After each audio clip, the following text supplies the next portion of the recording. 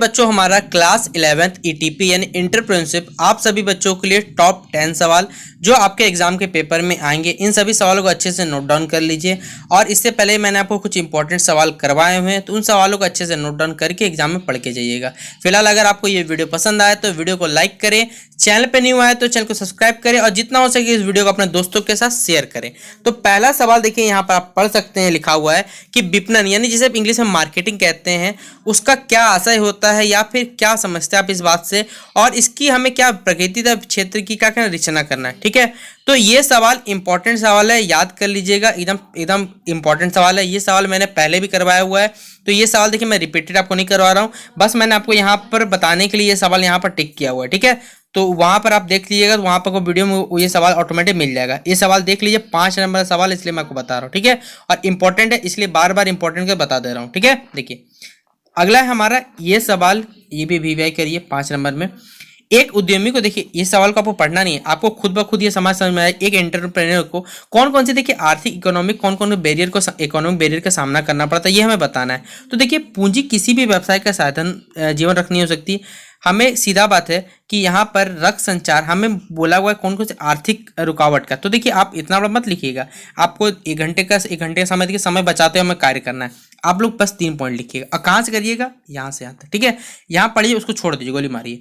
एक उद्यमी को निम्नलिखित कार्यों के लिए आर्थिक रुकावट का सामना करना क्या क्या, एक कच्चा माल, संयंत्र, उपकरण आदि उत्पादन करने के लिए जरूरत पड़ती है। ठीक है, इसके लिए एक बड़ी रकम की उसे आवश्यकता पड़ती है, और यही सबसे बड़ी देखिए आर्थिक बाधा में एक सबसे बड़ा इंपॉर्टेंट है, जो रकम होता है यानी जो पैसे का जुगाड़ किया था, वो सबसे बड़ा इंपॉर्टेंट फैक्टर करता है। उत्पादित माल को वितरण करने के लिए तथा वितरण तथा उत्पादन के कार्य में लगे श्रमिक एवं मजदूरों को वेतन देके, जो भी हमारे उत्पादन करने में जो भी मजदूर लगे होंगे, श्रमिक भाई लगे होंगे, उनको पेमेंट करना, इसके लिए हमें रुपये की आवश्यकता पड़ती है, वो भी आर्थिक बाधा के अंतर्गत काउंट किया जाएगा।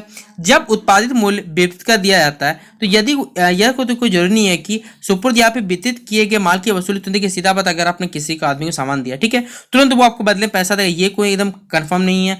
ज्यादातर दुकानदार क्या करते हैं, एक निश्चित समय एक फिक्स टाइम के बाद वो आपको रिटर्न करते हैं। इस तरह जब भी भुगतान नहीं प्राप्त होता, तब उत्पादन प्रक्रिया चलाने के लिए क्या होता है, जब हम लोग सीधा बात करें, पैसा लगाए इन्वेस्टमेंट पे, अगर आप किसी दुकानदार को सामान दीजिएगा, पैसा वो आपको 1 सप्ताह या मान लीजिए 1 दिन 5 दिन बाद देगा, तो आपको क्या करना है, 5 दिन के लिए आपको तो दिक्कत होगा, तो पैसा का ये कंजेस्टेड होता है। तो यही वहां पर देखिए बताया हुआ कि एक उद्यमी को देखिए आर्थिक रुकावटों का ये कुछ इकोनॉमिक बैरियर है जिनका सामना उनको करना पड़ता है।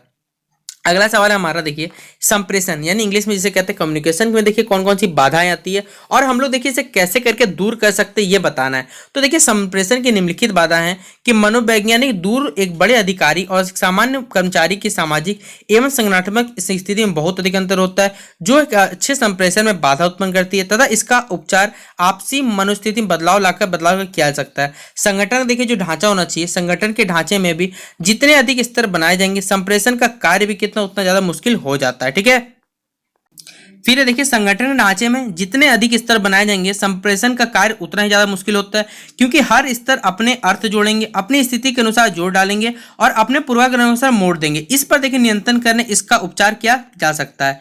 फिर अगला है देखिए दोषपूर्ण भाषा, यानी कोई कई बार एक ही शब्द के कई अर्थ लगाए जा सकते हैं, और संदेश भेजने वाला अनायास संदेश को ऐसे शब्दों में बांध देता है जो संदेश प्राप्त करने वाला उससे कुछ अलग ही अर्थ समझ लेता है। इसके उपचार के लिए कहा जा सकता है कि संप्रेषण में सटीक शब्दों का प्रयोग होना सही बात है। समय का दबाव, देखिए बड़े अधिकारियों पर समय का दबाव अधिक होता है, अर्थात उनके पास अधिक काम होता है और समय का दबाव क्या होता है, अधिक होता है, जिसका अच्छे संप्रेषण में बाधा पड़ती है। अगला सवाल है मार्केटिंग, यानी जिसे आप इंग्लिश में मार्केट कहते हैं, क्या होता है, क्या क्या इसके प्रकार होते हैं, ये हमें बताना है। तो देखिए बाजार का अर्थ उस स्थान या क्षेत्र से होता है जहां पर विभिन्न प्रकार की वस्तुएं खरीदी बेची जाती है। बाजार को इस तरह से परिभाषित किया जाता है कि बाजार से अभिप्राय उस समस्त क्षेत्र से जिसमें क्रेता एवं विक्रेता एक दूसरे से प्रत्यक्ष अथवा बिचौलियों के माध्यम से ऐसे संपर्क में जिसमें वस्तु की किसी एक भाग की कीमत या फिर दूसरे भाग की कीमत को प्रभावित करता है। ठीक है, ये बाजार का आप लोग डेफिनेशन देख सकते हैं, या फिर जहां पर क्या सीधा बात है, सामान का आदान प्रदान किया सकता है, बार्टर सिस्टम होता है, जहां पर आप लोग कैसे उसे बाजार कह सकते हैं। ये देखिए विपणन के हमें क्या बताएं, 4 महत्व होते हैं, क्या क्या महत्व होते हैं हमें ये बताना है। तो देखिए आधुनिक गलाघोट प्रतियोगिता के रूप में ग्राहकों को आकर्षित करना सबसे बड़ी समस्या होती है। संस्था किन किन वस्तुओं को विक्रय करती है, इसकी स्पष्ट विस्तृत सूचना उपभोक्ता को देनी पड़ती है। ऐसी सूचना देने में विज्ञापन का हमें सहारा लेना पड़ता है, सही बताया, एडवर्टाइजमेंट का सहारा लेना पड़ेगा आपको। वस्तुओं के निर्माण से पहले ग्राहकों की हमें रुचि देखिए, आप कोई भी वस्तु उत्पादन तो ग्राहक की रुचि है या नहीं है, सबसे पहले आपको ये जानना पड़ेगा। इसके लिए आपको क्या करना है, बाजार का जो भी आपका सर्वे करना पड़ेगा, बिना सर्वे के आप इस बातों को नहीं बता सकते। अगला है हमारा ग्राहकों की रुचि एवं पसंद जानने के लिए ये समस्या उत्पन्न होती है कि वस्तु तथा सेवाओं का उत्पादन कितनी मात्रा की, सीधा बात ग्राहक में जो रुचि बताइए कितनी मात्रा में उत्पादन करे जिससे जो हमारा कंपनी का जो प्रोडक्ट है वो अच्छा खासा सेल हो। तो ये भी हमें क्या पूर्वानुमान लगाना पड़ता है कि हाँ इतना प्रोडक्शन करना है। अगला सवाल है हमारा कि लिखित संप्रेषण यानी रिटर्न कम्युनिकेशन क्या होता है। तो देखिए लिखित संप्रेषण से आशय उस संप्रेषण से यानी जो ऐसा कम्युनिकेशन जो लिखित फॉर्म, जैसे मोस्टली हमारा कह सकते हैं जो हमारा न्यूज़पेपर आता है, रिपोर्ट आता है, ये सारे के सारे इसमें आते हैं। इसमें देखिए श्रमिकों के लिए निर्देश एवं उनके लिए आवश्यक उपयोगी सूचनाएं आदि प्रसारित की जाती है। लिखित संप्रेषण के तैयार करने में बड़ी सावधानी बरतने की आवश्यकता होती है। यह स्पष्ट होना चाहिए, सुंदर होना चाहिए, आकर्षक ढंग से लिखा होना चाहिए। संप्रेषण की भाषा ऐसा हो कि जिनके अनेक अर्थ, मतलब एक ऐसा नॉर्मल भाषा में लिखिए जिसे सभी आदमी को, ताकि इस बात का समझ आ जाए। अगला हमारा स्थानीय बाजार यानी लोकल मार्केट जिसे कहते हैं। यदि वस्तु की खरीद बिक्री स्थान विशेष समझिए, सीधा बात है कोई भी वस्तु जो खरीद वो लिमिटेड एरिया, उस बाजार को क्या कहते हैं, स्थानीय बाजार या लोकल मार्केट आप लोग कहते हैं। अगला नेतृत्व, मतलब लीडरशिप की किन दो विशेषता बताएं। तो लीडरशिप क्या, जो लीडर होना चाहिए वो स्वयं क्रिएटिव होना चाहिए। दूसरा क्या होना चाहिए, वो निर्देशानुसार चलने वालों की संख्या उसमें पर्याप्त होनी चाहिए, जो लीडर की बात माने। चुनौतियों की क्या तरह यानी व्हाट डू चैलेंजेस। तो देखिए चुनौती क्या होती है, किसी कथन या निर्णय के संबंध में अगर आप उसके द्वारा कोई चीज को ललकारते हैं या फिर किसी आदमी को ललकारते हैं तो ये क्या कहलाता है, चुनौती कहलाता है। ठीक है, ये सब चैलेंज कहते हैं। अगला सवाल है हमारा कि उद्यमित बाधाओं में, ठीक है, उद्यमित बाधाओं की जांच के 3 तरीके बताएं। Mention 3 method to examine the entrepreneur barrier. तो उद्यमी जोखिम एवं अनिश्चितताओं का खिलाड़ी होता है, जिसके चलते स्वाभाविक है कि उसे पग पग पर अनेक चुनौतियों का सामना करना पड़ता है। यही चुनौतियां उनके मार्ग की अनेक बाधाएं। जो साहसी इनका मुकाबला ठीक से करता है वो चलिए आगे बढ़ा गया, लेकिन जो सफलता, मतलब जो क्या सकते हैं, जो इन मार्ग में बाधाओं का सामने वो पीछे हट जाता है, फिर सफलता उसी के साथ होती है। इसलिए सफलता हमें उद्यमिता विकास की बाधाओं को पता करना होता है, क्योंकि जब तक बीमारी का हमें पता नहीं चलेगा हम लोग इसका सही से इलाज करना मुश्किल होता है। बाधाओं की जांच निम्न प्रकार से की जाती है, यह पता चले कि उद्यमी के उक्त कार्य में क्या संभावित बाधाएं आ सकती है, बाधाएं किसकी ओर से आ रही है, बाधाओं की प्रकृति क्या, किसकी बाधाओं की तीव्रता कितनी है और बाधाएं क्यों उत्पन्न हो रही है, यह बताना है। अगला सवाल हमारा नियोजन, यानी आप इसे कह सकते हैं प्लानिंग को एक इंटेलेक्चुअल प्रोसेस क्यों कहा जाता है।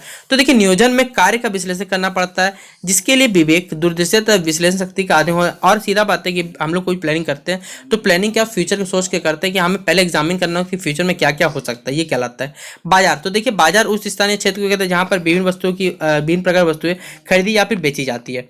अगला है हमारा, देखिए यहाँ टोटल मैंने 11 क्वेश्चन या 12 क्वेश्चन आपसे बच्चों जुड़े, 12 क्वेश्चन जुड़े, सॉरी, ठीक है। प्रभावी संप्रेषण यानी कह सकते हैं इफेक्टिव कम्युनिकेशन के 3-6 बाधाओं को हमें बताना है।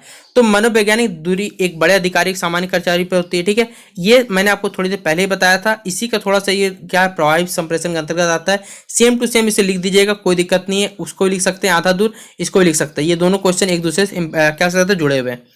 अगला इंपॉर्टेंट सवाल है हमारा फुटकर व्यापार, जिसे आप लोग कहते हैं रिटेल मार्केट कहते हैं।